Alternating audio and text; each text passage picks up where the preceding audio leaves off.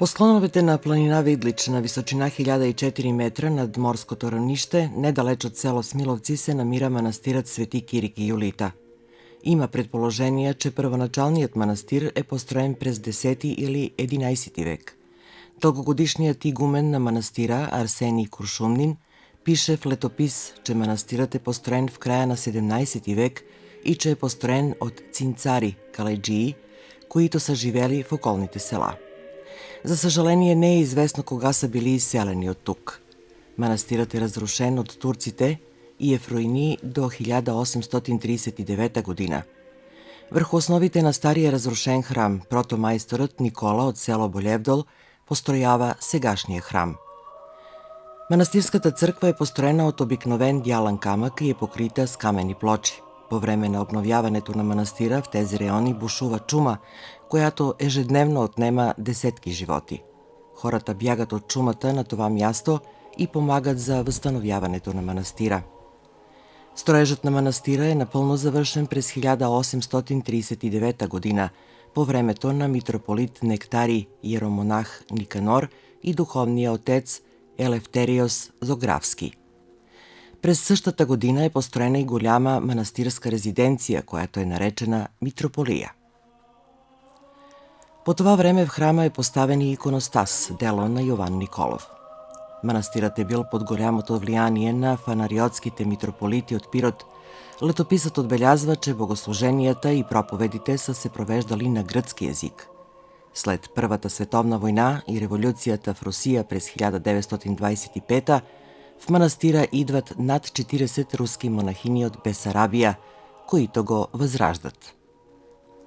През 1930 година манастирът е преобразуван в мъжки манастир, а сестринството е преместено в Темската и Дивлянската обители. Освен монасите и монахините от 1924 до 1928 година, в манастира живеят много образовани руснаци, които сформират голяма библиотека в манастира, от която, за съжаление, нищо не е запазено.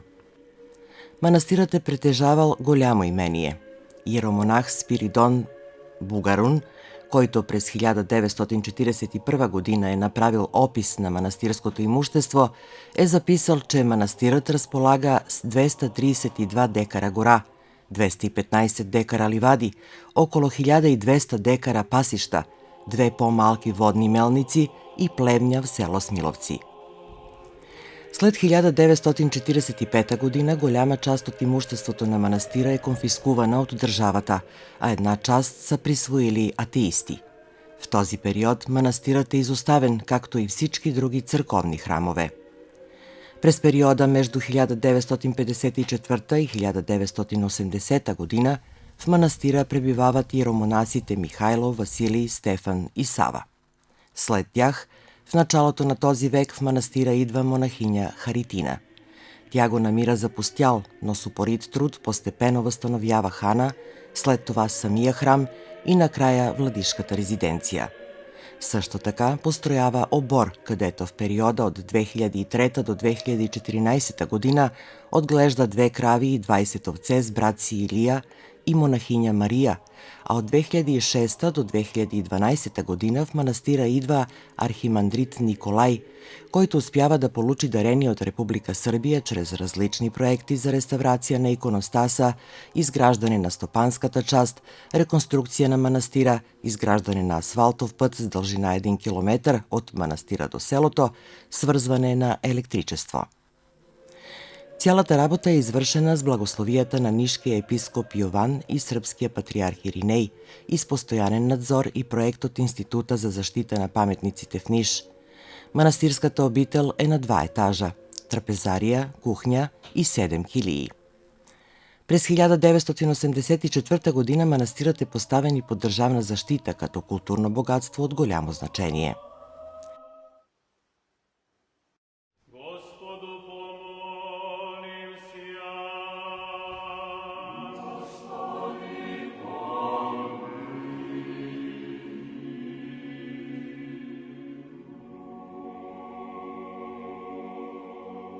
Яко свят еси Боже наш, и Тебе славу восилаем, Отцу и Сину и Святому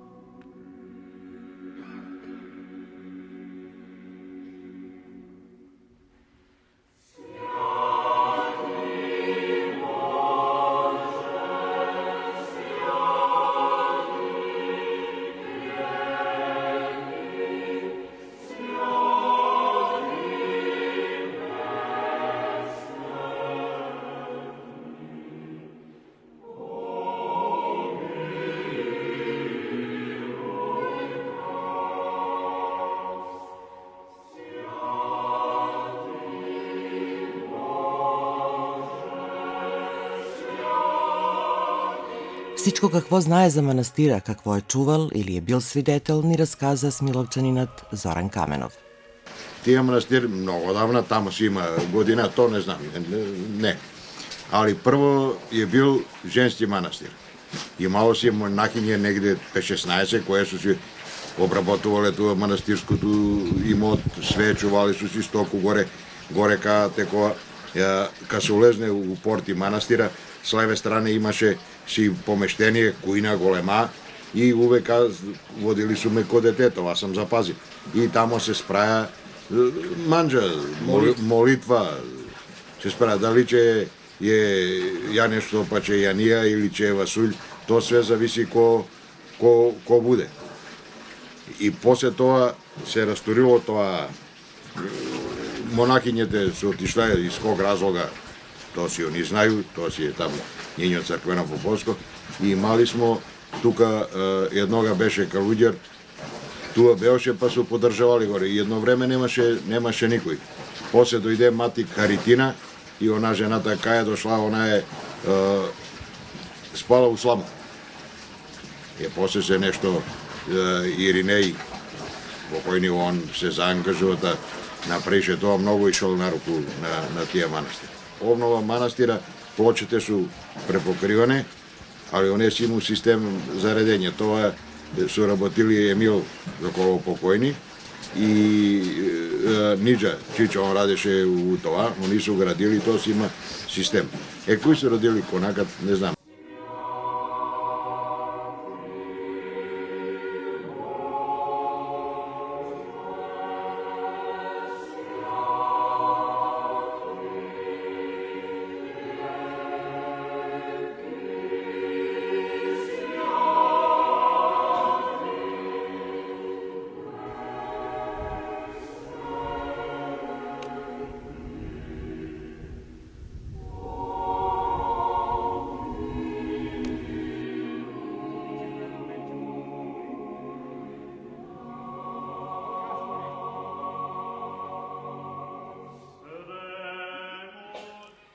Една од традициите в селото е била младите хора да се съберат в навечерието на празника Свети Кирик и да отидат до манастира, кадето преспиват и чакат другите местни жители сутринта да дојдат за празника, сподели Каменов. За традицијето е било, туа се збирају у кавенуту, но имало 3 кавене. И едни там, едни овам, едни онам, младите игранка до 12 до 1 сат, и задружната магаришта ги наватамо, па на нив гајбе, мезетија, пиење, ќебетија и из манастирски дол. Тија пут га немаше. Него из манастирски дол на нагоре клангета до кладенецот. Јер оно од кладенецот право на нагор магарештата не може да излезне по десно раме и скроз ка излезнеш туа у ќушето, дека тоа са улази путата асфалта. Тука е било за младите. И кој докао дејани. А била е традиција, значи сабале, ка се динимо тоа ќевето, да се влачи поземи на пиштаљки и само иззертамо каче старците дојду со крошните и струже тоа че ги ќерат јадот, че ги ќерат на празнонич. Тоа е било традиција и си прво се иде да се упали свеќе од речи, секоја требе све, некои кои не су се толку спрели и да су се спрели традиција у паниченците сипе половин кутлачу од и молитвото. Онака после си на кои са тие се збрали пријатели, оние се збрали пријатели, тоа, но не е мало скаре тоа, него се направи си селски манче, ѓувеџак, месе, пиле обавезно, тоа без njega не става работа. И дека, после са све мање, некако не воле, ни туа смо некоја група кои смо се научили там да си отидемо од сабале, па док се не стане.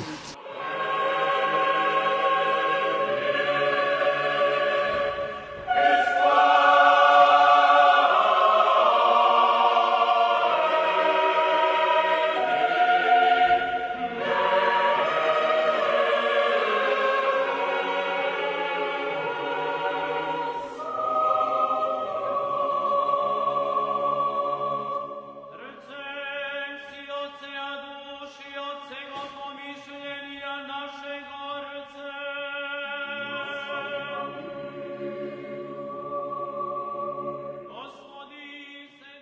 Детски spomeni su.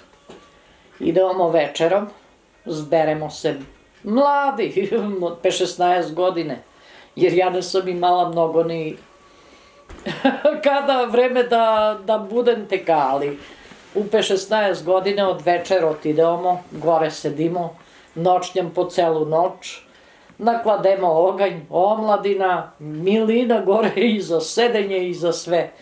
Muškarci ponesu pijenje, devojčetija, svi. I mnogo je ubavo bilo.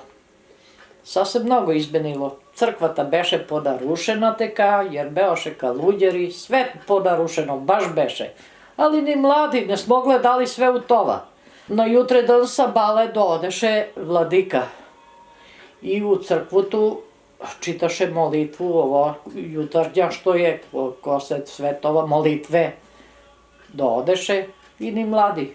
Otodimo si za selo. Stari se počnju zbiraju, kolači donose.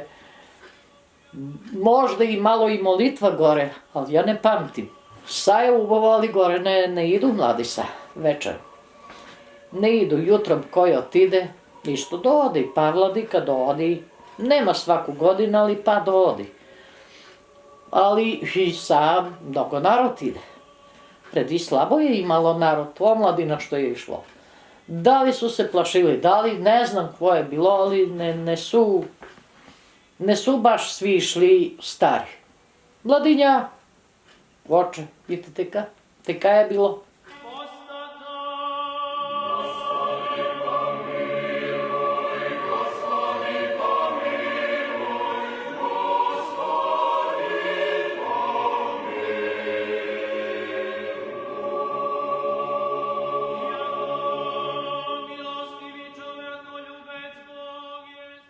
Каменов е чланина бандата, някога известна като Смиловска, която винаги е била част от честванията на празниците тук, включително и за празника на Свети Кирик и Јолита.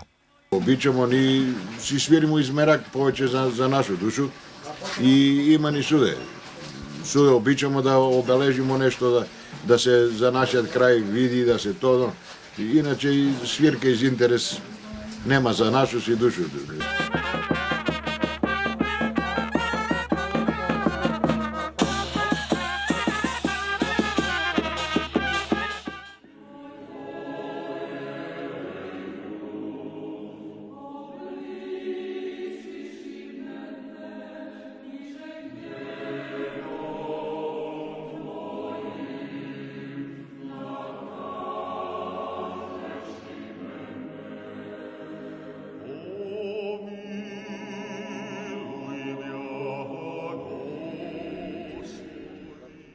Сегашният кмет на селото Слободан Колев си спомни, че по време на идването на майка Харитина в манастира е работил в селския магазин като продавач.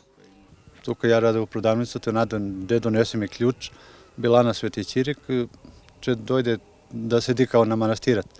Ако не дојде, че дојде по Паца Ѓорđević да узне тие клjuč. Реко, ајде неко, но беше септемвр, октомбр, студено време, реко, дека че седи за зимуската. Као ствари у нас се врну. И стварно и зимутоњето и село тук ангажувам, помагамо ни наместимо горе на особицу, кавтор, дрва, тоа, но веќе пролету почеше да се ангажува и тука, и за општину, и за Републику, поштално заштиту. Почеше се реновира горе конакат. А колку значи што и путат направи? Па највише, путат највише значи. Путат исто из комуналаз га при тука и секому исцевато полете, знаеш што беше, као да покрив нешто трошкове, да пробил новиот пут. После га асфалтираше и... Али многу ви смиловчање сте учествували у све тоа? Па највише. Беше... Ко се напојавени, тега имаше и народ повише тука и се ангажуваше и стварно помагаше многу. Празникът Свети Кирик и Јолита се отбелязва на 28 юли. Света Јолита произлизала од стар род на римски царе. Овдовјала тврде млада, като останала сама с 3-годишния си син Кирик. Света Јолита живеела в град Иконија, област Ликаонија, Мала Азија, и е била предадена на Христовата вяра. Тя крстила своя син веднага след рождението му и когато той станал на 3 години, го научила на вяра и молитва, доколкото може да възприеме дете на тази възраст.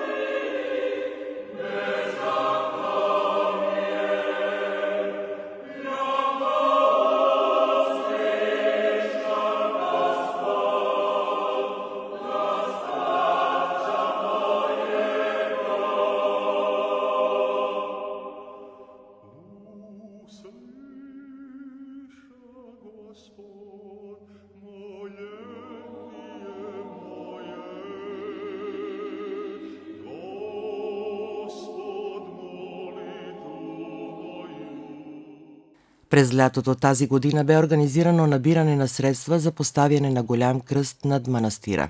Според думите на Колев, тој ще бъде поставен најверојатно през пролета. А за крстот војдаче напрот да буде тие крст гори да се тури изнад на врат. Не кажу да е готов крстот, ја питува тој Мариона, каже готов е, само треба да се види че буде да најду дали искомуналче да се пробие пута, да се прочисти горе, да се може да отиде камион да се откара, jer они из два дела из три огромани. В момента тече акција по набирање на средства за возобновјавање на манастирската црква, којато с векове е събирала и събира и ден днешен хората од Смиловци, од цялото Забрдие, но и од цяла општина Цариброд и околните градове.